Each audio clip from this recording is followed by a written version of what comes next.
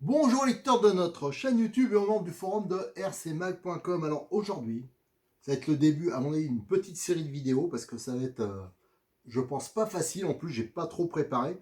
Mais c'est une vidéo que je vais vous faire depuis 2-3 ans.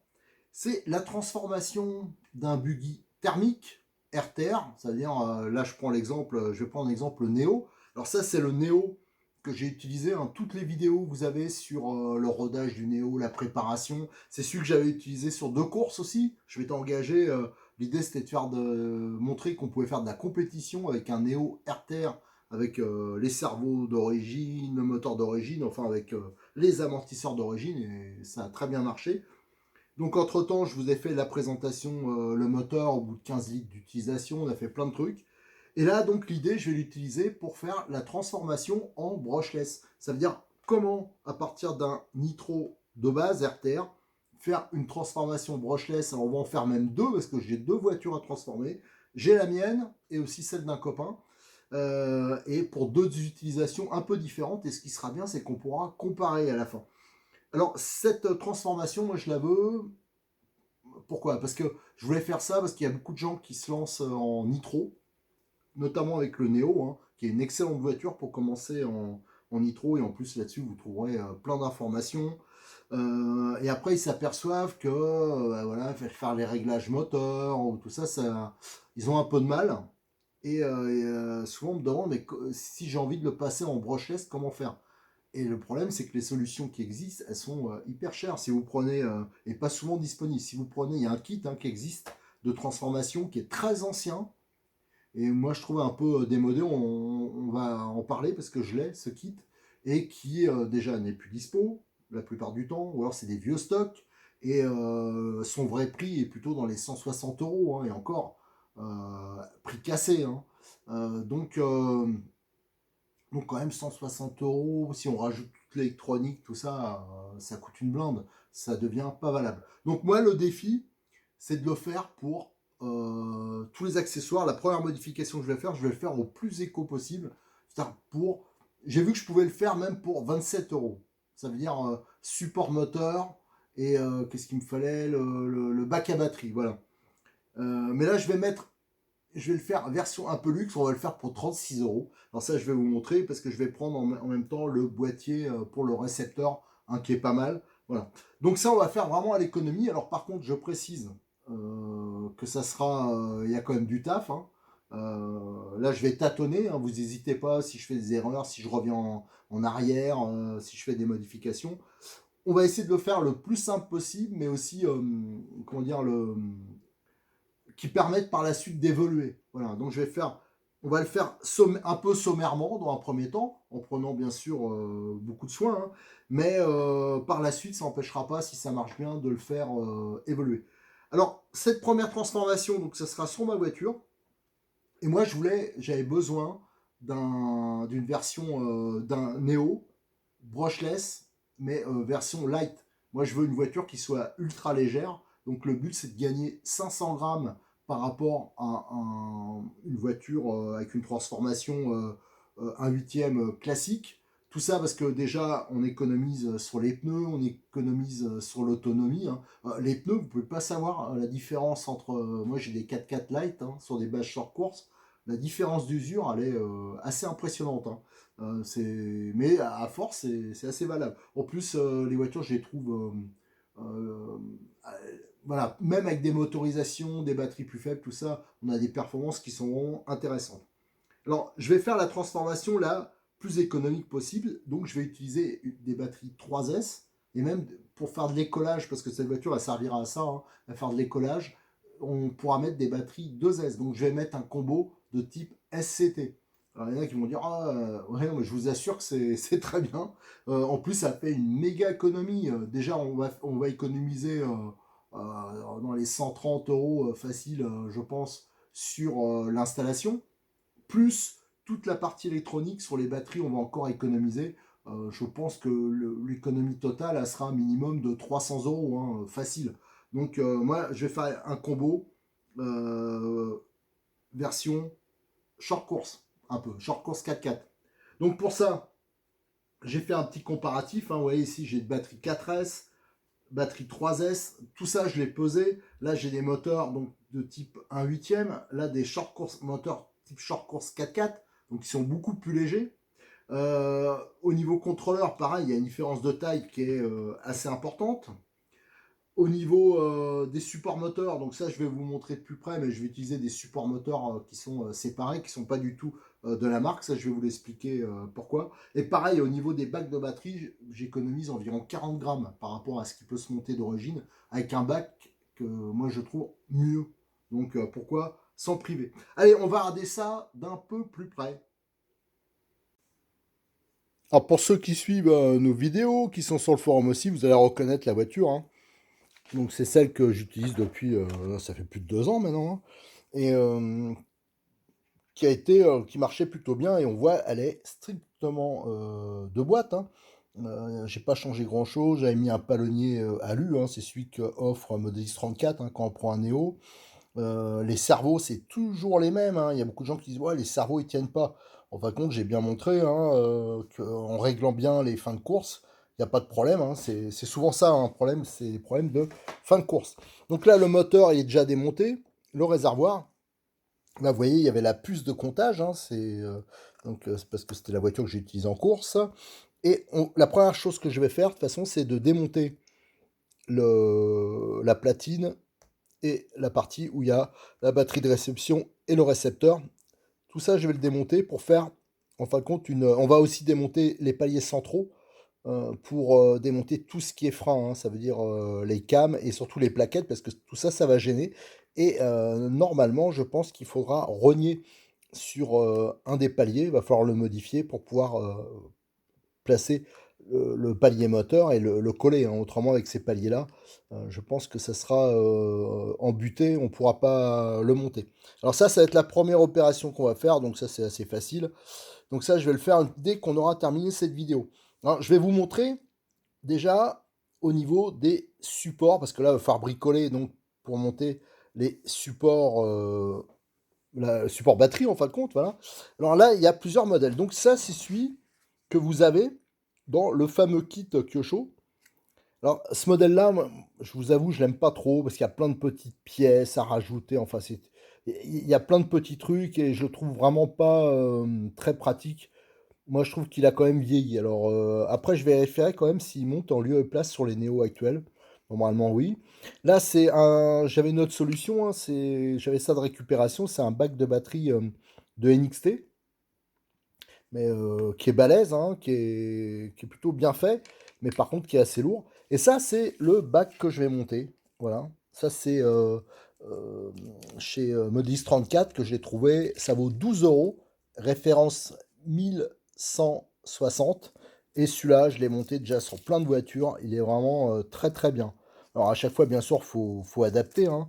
Il y a les deux sangles et surtout, il est très léger. Et ça, c'est important. Et ça accepte les batteries 2, 3 et 4S. Mais franchement, celui-là, je vous le conseille. Moi, je l'ai monté sur plein de voitures, sur des 1 dixième, sur des 1 huitième, sur des crawlers. Enfin, voilà, pour moi, c'est l'universel. Et en plus, c'est le moins cher et de très loin. Après, il y a tout des paliers. Vous voyez, j'en ai sorti encore. J'ai pas tout sorti de plusieurs marques. Parce que je voulais comparer pour voir s'il y en a qui pouvaient monter hein, sur du Kyosho. Alors, je pense que ceux de NXT peuvent monter, mais pareil, alors les pièces ont beau être moins chères chez Hobbytech, ça fait quand même un petit budget, quoi. Et bon, mais ça, je le vérifierai pour la prochaine voiture. Ici, on aurait pu monter les paliers de la version Neo VE, hein, le RTR. Alors moi, le gros défaut de ce RTR, c'est que c'est un support moulé et vous avez les écrous qui sont prisonniers et automatiquement ils tournent. Vous voyez, il y a plein de gens qui galèrent quand ils doivent démonter ça. Moi, j'aime pas du tout et en plus, c'est pas spécialement donné. Alors après, il existe cette version qui est là, qui est entièrement usinée, hein. Vous voyez, c'est la même mais usinée qui est beaucoup mieux. Donc là, il n'y a pas les... Ah ben si. Ah ouais, en plus, non, bah alors là, laissez tomber. Laissez tomber, on oublie. Parce que là aussi, il y a le système d'écrou prisonnier. Et bon, voilà. Ça, c'est emmerde garantie. Après, j'ai vu, hein, j'en avais de ce type-là notamment, qui pourraient monter, mais alors là, il faudrait faire quand même quelques modifs. Voilà, et pareil, au niveau budget, à chaque fois, c'est quand même plus cher.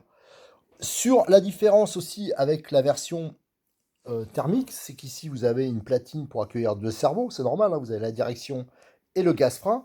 Sur la version brochaise, bien sûr, il n'y a qu'un seul cerveau, et ça fait partie aussi du kit Kyosho. Donc il y a le boîtier récepteur, et ça fait en même temps support récepteur. Mais ça, bon, pareil, ça on va se débrouiller, on va recouper la platine, on va la réutiliser, enfin vous allez voir, on va trouver des solutions.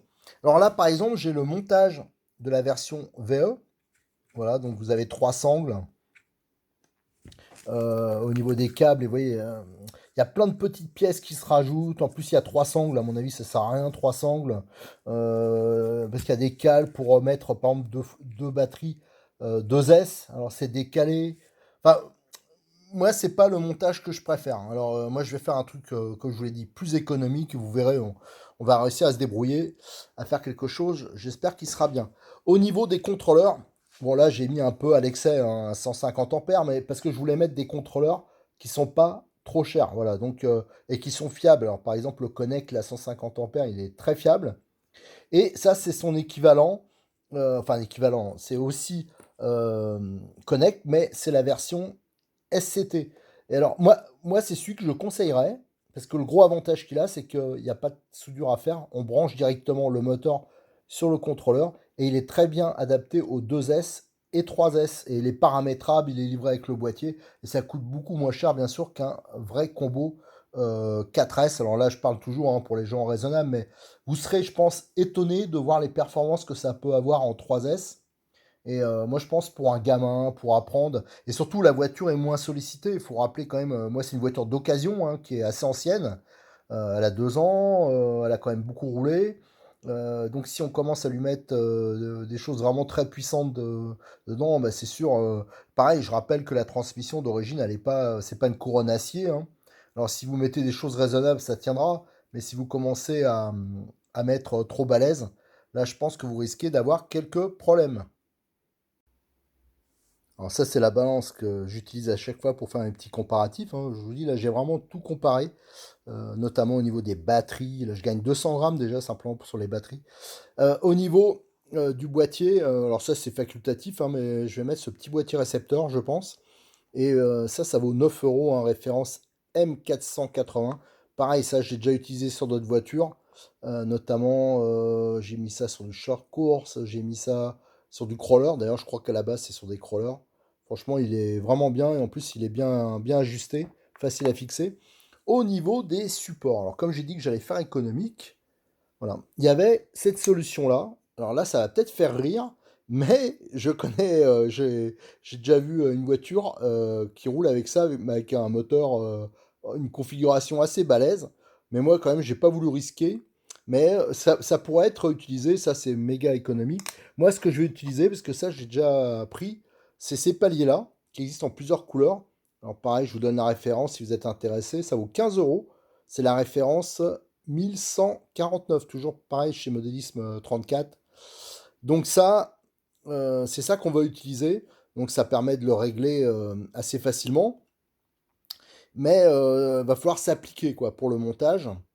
Donc voilà, faut pas se planter dans les perçages, tout ça. Et surtout, je pense qu'il faut pas mettre un moteur trop lourd là-dessus.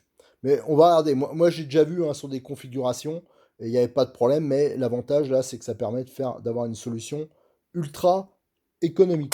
Au niveau des moteurs, hein, vous imaginez bien que par exemple, ce moteur-là, il n'a pas du tout le même poids que celui-ci, hein. Je crois qu'il y a... voilà, la différence est quand même assez importante, hein. Je crois que celui-là, il fait 197. Celui-là, il fait 350 grammes. Alors, vous imaginez bien quand même que ça change beaucoup de choses. Mais là, du coup, je vais utiliser des moteurs qui ont des KV assez importants, hein. Celui-là, par exemple, c'est un 4006. Vous voyez que c'est fait pour des short course 4x4. Et ça pousse bien, hein. Et l'avantage, c'est qu'en 3S, ça va être pas très loin du 4S, voilà, d'un montage classique. Et on peut, si on doit le prêter à un enfant, à quelqu'un qui connaît pas la RC, qui veut, on peut le monter en 2S aussi. Donc ça permettra de bien calmer la voiture. Voilà, ça c'est pas mal pour tout ce qui est écolage. Voilà, donc la première chose qu'on va faire, et je reviendrai vers vous quand j'aurai dépouillé, alors ça va, il y en a pour 3-4 minutes, on va dépouiller la platine, on va la démonter, et on va démonter la partie arrière avec le boîtier pour la batterie et le récepteur. Et après, ce qu'on va faire, je reviendrai vers vous entre temps, et après, la deuxième opération sera de démonter la transmission centrale pour enlever tout ce qui ne sert pas et sûrement modifier au niveau du palier. Donc la platine est démontée, hein. L'ensemble nitro, on réutilisera, je pense, que cette partie-là, la partie avant qu'on va recouper pour faire la platine uniquement pour le cerveau de direction. Donc comme ça, on pourra utiliser les trous d'origine. Là, j'ai enlevé tout ce qui est support de réservoir. J'ai aussi enlevé la bavette pour l'instant parce qu'il y avait la fixation notamment du résonateur et il y avait pas mal de découpes là pour le résonateur parce que celui que j'avais mis après était plus court, donc au niveau de la découpe j'ai été obligé d'agrandir lors de la course et ça va nous gêner pour la mise en place, mais juste pour vous montrer le bac à batterie, hein, il ira à peu près là, donc il va falloir juste adapter, hein, faire les trous de fixation en espérant que ça tombe pas sur des trous déjà existants ou alors notamment le trou pour le volant d'embrayage. Il faudra sûrement un peu le surélever pour la bavette.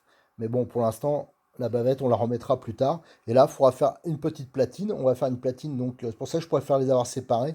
Une platine souple et démontable à part pour le contrôleur. On voit qu'il reste pas mal de place. Et au niveau du moteur, il y a ce palier à mettre. Alors on voit qu'ici, ça va gêner. Je pense qu'il faudra plutôt le mettre vers là. Et on mettra aussi un petit support ici pour pas que le moteur, en fin de compte, qu'il ait un appui sur l'arrière. Voilà. Donc vous voyez, il faudra sûrement découper un peu le palier. Mais déjà, prochaine opération, on va démonter la transmission centrale et dépouiller tout ce qui est plaquettes, voilà, toutes les choses qui servent à rien. Donc la transmission centrale est démontée. Alors ce qu'il va falloir faire, bien sûr, c'est d'aller tout nettoyer. Là, je vais tout laver. Ici, j'ai démonté le diff, hein, on va vérifier s'il est en bon état. De toute façon, il est nickel. La couronne, à savoir qu'elle est, c'est la même depuis le départ. J'ai jamais changé la couronne. Donc, si l'entredent est bien réglé, oui, il n'y a pas de problème. Alors, je rappelle, hein, j'avais changé les vis par des vis plus longues. Je vous avais fait la préparation du différentiel. Hein, il est monté avec 4 satellites, l'huile silicone. Enfin, voilà. Donc, j'ai jamais eu de problème. Donc, ça, les noix, vous voyez, elles sont un tout petit peu marquées, mais c'est rien de dramatique. Au niveau des cardans, ben, nickel. Ils sont comme neufs, les cardans. Bien sûr, les guides pour les plaquettes, là, on va pas les réutiliser. Enfin, pour les disques plutôt. Les disques, bien sûr, ça, faut l'enlever. Et on va retirer les plaquettes et leur garniture et les axes. Et on va les nettoyer, tout ça. Et après, on va regarder pour faire la modification. Il y a un des paliers qu'il va falloir modifier pour pouvoir avoir assez d'amplitude.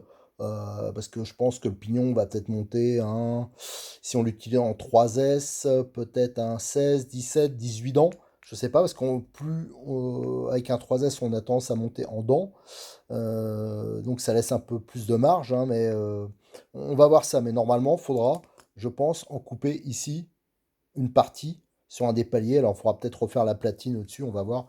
Mais ça, bon, c'est pas. Voilà. Moi, ce que j'aime bien, hein, vous l'avez peut-être remarqué, hein, c'est de bidouiller. Moi, j'aime bien partir d'une voiture, faire des modifications, transformer. Donc, ça, c'est pas le genre de trucs qui me font peur. Mais disons, si vous n'êtes pas du tout bricoleur, vous aimez pas ça, bon, vous lancez pas dans ce genre de modification, hein, parce qu'après, le moindre problème, vous aurez des grosses difficultés pour vous en sortir. Mais là, ça reste quand même des choses assez simples à faire. Et le modélisme, c'est ça aussi, hein, c'est le plaisir de transformer soi-même, de faire des modifs, voilà, de faire évoluer la voiture pour le moins cher possible.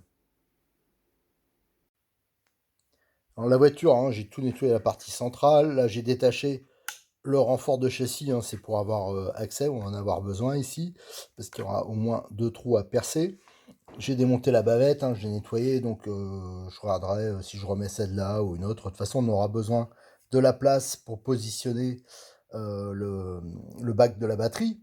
Et après, seulement, on pourra mettre en place la bavette et voir comment l'adapter, hein. S'il faudra surélever le bac, ça sera la surprise de dernière minute. Les cardans, c'était nickel. Les paliers, là aussi, normalement, il va falloir en modifier un.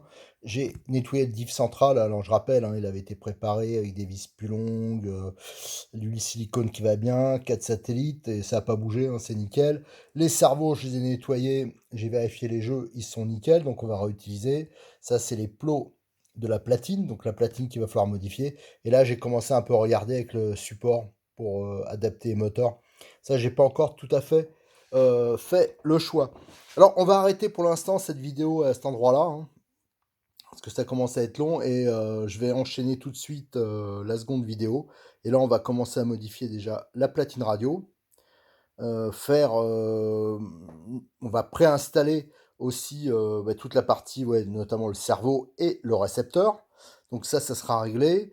Et après, on va faire un montage à blanc de toute la transmission centrale pour voir exactement comment on va faire pour positionner, voilà, si on doit positionner le palonnier dans l'alignement, ce que je voulais faire au début, ou si on va le faire décaler. Alors ça, on verra ça. C'est juste une histoire de porte-à-faux du pignon, hein. On est obligé un peu plus de l'éloigner.